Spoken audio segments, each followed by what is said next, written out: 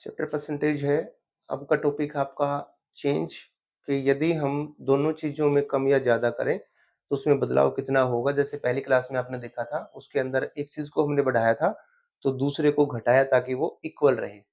अब वो बात करता है यदि दोनों चीज़ों में ही कुछ चेंज वेंज हो जाए तो उसके बाद जो चेंज होगा वो कितने प्रतिशत में होगा।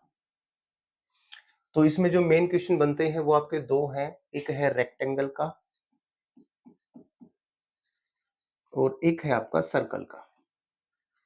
तो पहले हम देख लेते हैं कि जो रेक्टेंगल का क्वेश्चन है उसके अंदर टोटल कितने क्वेश्चन आपके बनेंगे। तो शॉर्ट फॉर्म में लिखा हुआ है आपका कि मान लीजिए किसी रेक्टेंगल की लेंथ को 20% इंक्रीज कर दिया जाए और उसकी ब्रेथ है उसको भी 30% इंक्रीज कर दिया जाए, तो जो एरिया है वो कितने प्रतिशत इंक्रीज होगा या डिक्रीज होगा, वो कैसे निकालेंगे। इसके अंदर आप सीधे फॉर्मूला लगाएंगे x plus Y plus X Y divide by 100।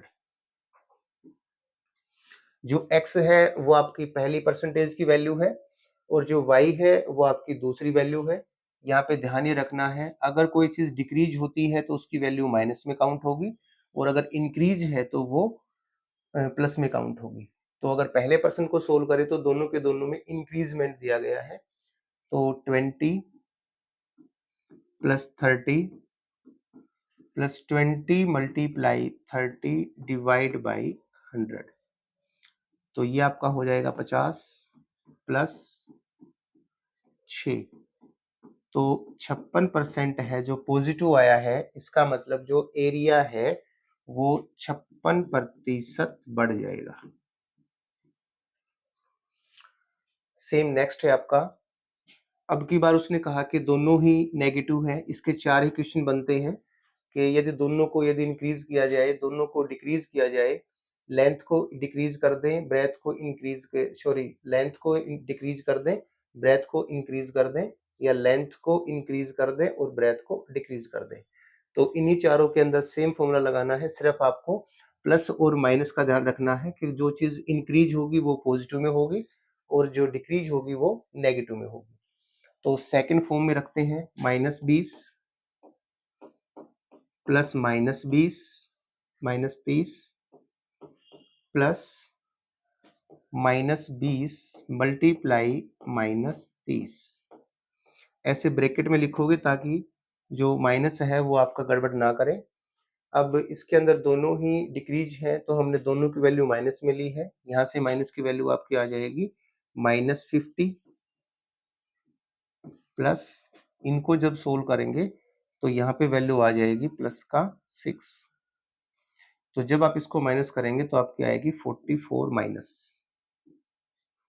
इसका मतलब है कि 40% की हो जाएगी एरिया में कमी, तो जो एरिया है वो डिक्रीज हो जाएगा 44%। नेक्स्ट है आपका -20 है, जो लेंथ है वो डिक्रीज है 20% और जो ब्रेथ है वो इंक्रीज है, तो -20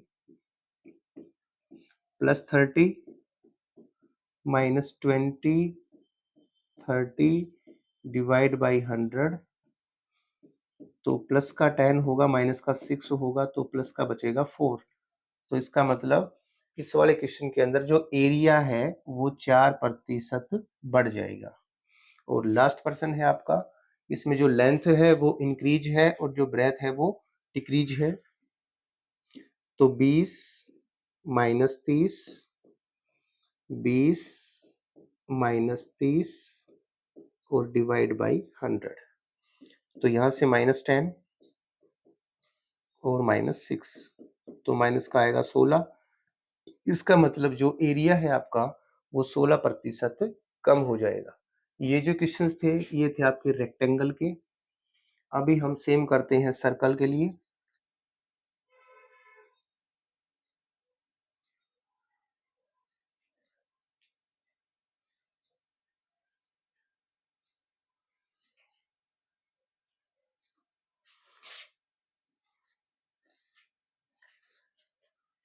सर्कल में जब भी आप देखेंगे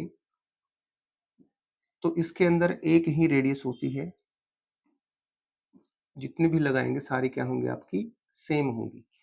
तो उसके अंदर लेंथ और ब्रेथ 2 थी तो आपके 4 क्वेश्चन बने थे, इसके अंदर केवल 2 ही होंगे। या तो जो रेडियस है वो इंक्रीज होगी और या जो रेडियस है वो डिक्रीज होगी। तो इसका प्रश्न दिया जाएगा कि यदि किसी वृत्त की त्रिज्या को 20% कम कर दिया जाए या 20% बढ़ा दिया जाए, या तो रेडियस को इंक्रीज कहेगा या डिक्रीज कहेगा।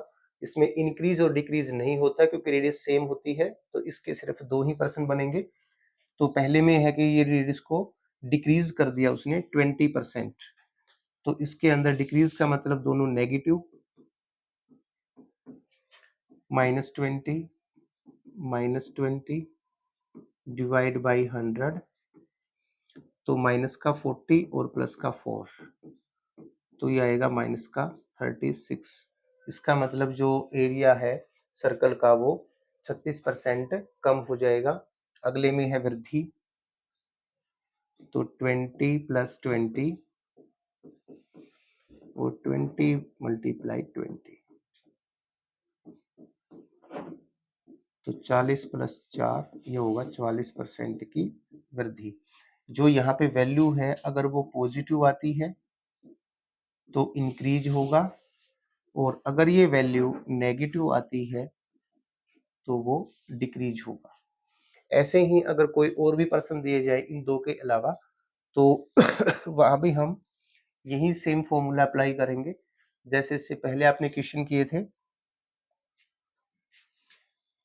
कि यदि प्राइस के अंदर इंक्रीमेंट हो जाए 20% का और जो इसकी खपत थी एक्सपेंडिचर थी उसके अंदर भी अगर हम 30% बढ़ा दें, मतलब उसकी यदि हम खपत को भी बढ़ा दें और उसका जो मूल्य था उसको भी बढ़ा दें, तो ऐसी सिचुएशन जहां भी आए 2% के लिए तो वहीं हम इसी फॉर्मूले का यूज कर सकते हैं। जैसे उसने कहा कि उसका जो प्राइस है यदि उसमें 20% बढ़ जाए और जो उसकी खपत है उसके अंदर 30% बढ़ जाए, तो टोटल जो एक्सपेंडिचर था उसके ऊपर लगने वाला उसमें कितने परसेंट की वृद्धि होगी। तो इसमें भी हम वही सेम लगाएंगे 20 + 30, 20 × 30 एंड डिवाइड बाई 100, तो 50 + 6 56%। यदि मान लो उसका पहले 100 रुपये खर्चा था तो अब उसका खर्चा हो जाएगा 156 रुपये। तो ये था आपका चेंज। इंपॉर्टेंट क्वेश्चन है, मोस्टली जितने भी पेपर हैं सब में एक क्वेश्चन इसका ऑलवेज आता है।